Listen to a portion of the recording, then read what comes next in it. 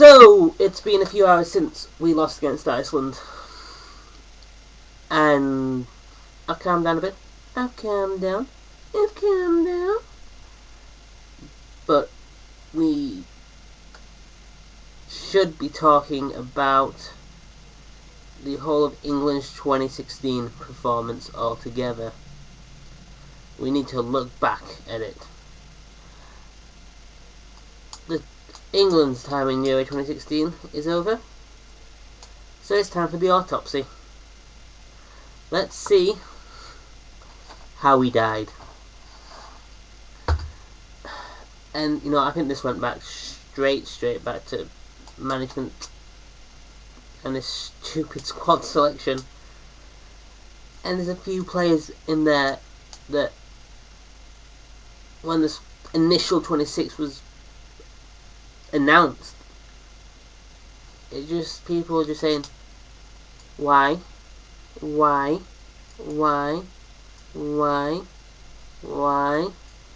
we'll start with Wilshere, Henderson, Delph, Sterling,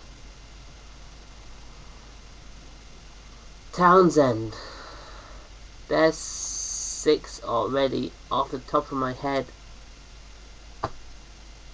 And they've picked these 6 because Henderson has been injured. Oh, Sturridge, I'm sorry, another one. Henderson's been injured. Sturridge has been injured. Wilshere was injured. Wilshere only played 2 games all of last season. And yet, he made it into the England squad. Then, what else I say? Delph barely played, made it into the top 26. Sterling was second choice left midfielder. Made it into the England squad. Made it into the final 23. And Andros Townsend, worst Newcastle season I think this has been since 2009. Steve McLaren gets him relegated. Rafa Benitez couldn't save him. And Townsend made it into the England squad. Why? Why Townsend? Townsend is terrible, in my opinion. He's been at Leeds, his attitude stunk, never liked him ever since. Well, let's go on. Delph gets injured. Ex-Leeds player. I actually feel sorry for the lad for getting injured. I actually feel sorry for him. Wilshere. I wouldn't have taken anyway. I would have let Drinkwater go. But no, he drops Drinkwater. Hodgson drops Drinkwater. Drinkwater has been in the Leicester side that won the Premiership, but he takes Wilshere instead. He drops Townsend. I would have dropped Townsend and left. I personally would have dropped Delph, who got injured, Townsend, who is rubbish, and Wilshere, who's been injured. Those would be my 3 drops. 2, he drops 2 of the 3 I would have dropped, so I can't complain too much. Granted, I would have kept Drinkwater. Leicester won the Premiership, so Drinkwater for me should have been in there. I think there's a point now where Mark Noble and Michael Antonio is probably looking at this display of the last few weeks and going, thank God we didn't get picked, because we're not associated with that shambles of shit. So they go off to France. 3 good friendlies. Second friendly, Rashford scores. Makes his way into the final 23. And I was hoping Rashford would make it into the final 23. And he did. And he's actually been, the 2 substitute appearances he made, he was good in.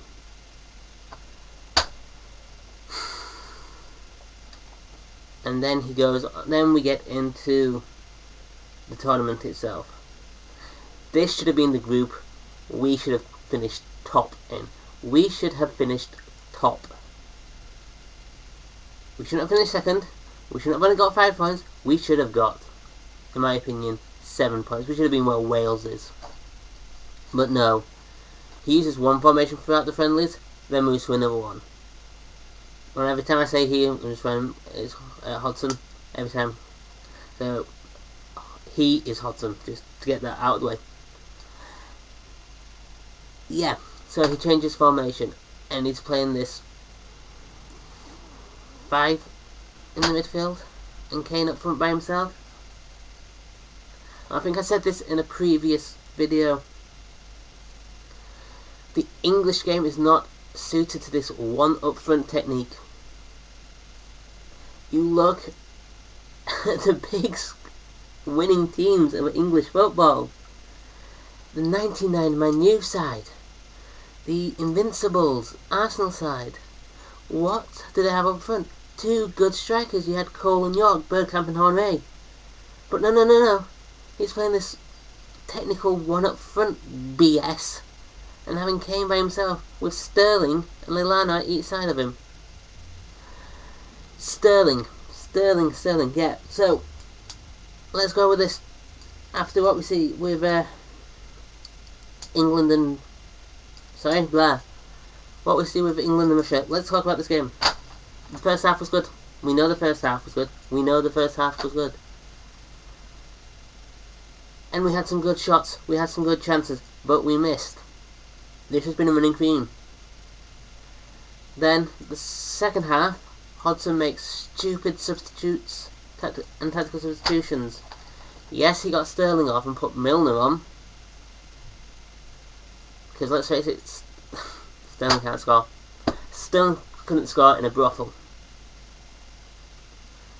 Let alone make crosses into a box. Let alone actually find a net. So Sterling's... yeah, it was the substitutions that ruined us for Russia. We score from a free kick. Eric Dyer, who's been one of the best players in the team, for me, scored. And then we just let the Russians back in. Why? Why did we... yeah, I still can't explain it. And that was like nearly 2 weeks later. Then we waited a few days and bring on the Welsh. We should have beaten Wales. And I think I said this in the Wales game review. We should have beaten Wales. We should have comfortably won this. They're technically a second tier England team. But we didn't. Aaron Ramsey bullied us off the ball in the first half. Aaron Ramsey was brilliant in the first half of that game. Gareth Bale was brilliant in the first half of that game. That free kick, Hart should have saved it, but it was a fucking brilliant free kick. And when you're losing 1-0 against the Welsh, you would think someone would learn something. Granted, Hodgson actually made the right changes. Vardy and Sturridge came on, and we won. Vardy, I get the feeling, for me, Vardy should have started up against with Kane, and I think I said this in the Wales game video. He should have started with Kane and gone for a 4-man midfield.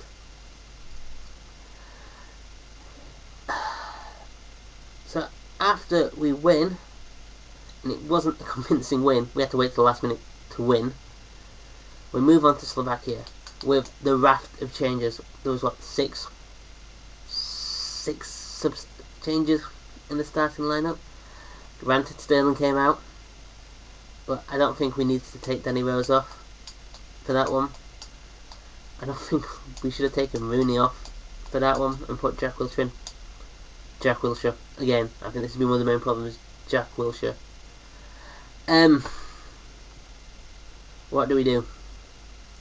Oh, we can't score. That's what we can't do. Granted, Slovakia put the bus on the goal line, but we're just gonna score. And I'm gonna say this now. I think this has been another main theme of: we get good shots, we get possession, we get everything. We couldn't score for fuck. That was just tragic. That game. We should have won. You could tell Vardy was getting frustrated. But that was a draw. That was what, 1 point, and we finished second in the group. You go on to the next round, and we got into the final 16. Thank goodness we actually got there, because he wanted to actually take on, I think it was Northern Ireland, the Welsh had, and beat comfortably. No, we took on Iceland. Iceland, who are in the minor leagues, whose players are in Charlton, Cardiff, and those teeny tiny clubs in Eastern Europe, and Sweden. This is the one we should have seriously rolled over. We should have rolled them over seriously, but we didn't. And it was the worst performance a lot of people have ever seen. When it was the worst performance most people have seen for about 86 minutes of the game. First 4 minutes was actually quite good. And I think I said this last night, it was actually good 4 minutes until we got the penalty. And that was it.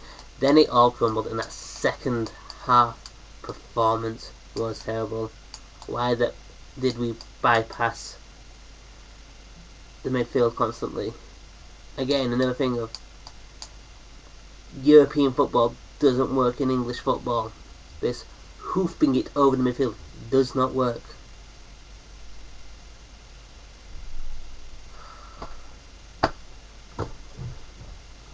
It doesn't work. So we got knocked out.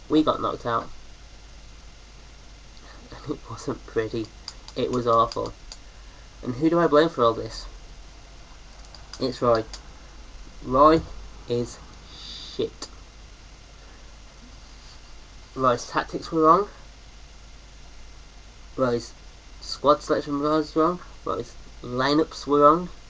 Everything he did this tournament was wrong. It was worse. No, actually I would say on par or worse with what happened in Brazil.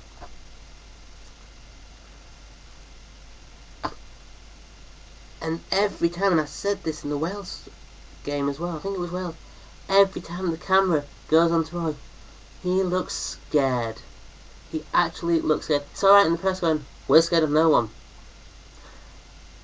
That doesn't work, Roy, because you looked scared last night. You looked like you were going to cry.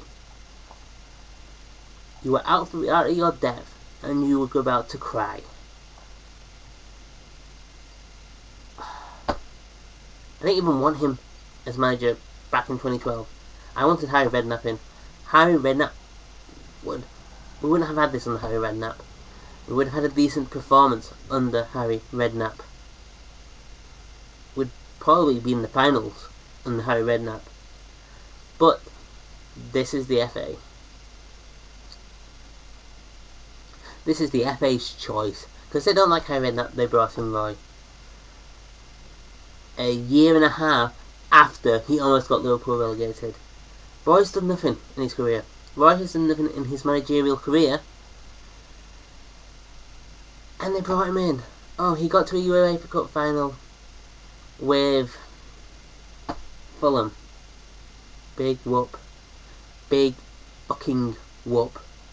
Then he went to Liverpool, who I thought, oh, actually that's a good appointment for Liverpool, bring in Hudson. Did nothing. Actually, I almost got them relegated within half a season. Got sacked for piss poor results within half a season. Brought in the likes of Paul Konchesky and got sacked. Then he's lucky enough to get the West Brom job.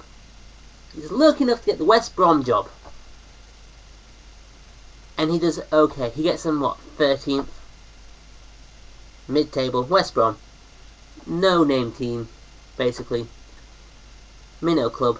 Small club for the Premier League. And he gets them 13th. So why is that worthy of the England management? You fucked up at Liverpool. You can't handle big clubs. It's obvious. You can't handle fucking big clubs. You can handle West Brom. That's not bad. So why did you get the England job? And people are going, this is the right appointment. No, Harry would have been the right appointment. If we'd have got a Harry in, this wouldn't have happened. But at the end of the day, you can basically blame the FA for this, for picking the wrong manager again.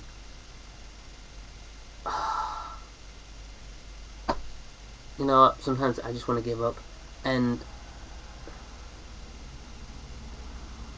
there was another one. I forgot to put it on this list, but is Rooney really captain material? Is every captain we've had, I just don't, in the last few years, I just don't rate them. And this one's the worst one. The man's attitude stinks. And I've been saying this in video after video. His attitude stinks. But the problem is there's no really big name for people to look up to. And it's going to carry on.